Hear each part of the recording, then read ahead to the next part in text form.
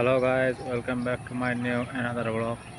চলুন আজ আমি আপনাদের দেখাচ্ছি ভিক্টোরিয়া।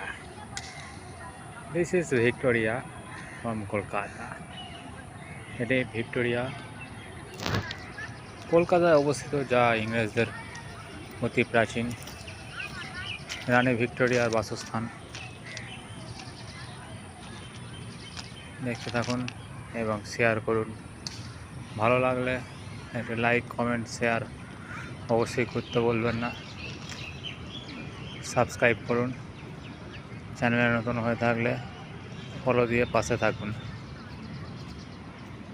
দেখুন ভিক্টোরিয়ার গার্ডেনের ঐতিহ্য, মন্দিরটা পুরো সবুজ, চারিদিকে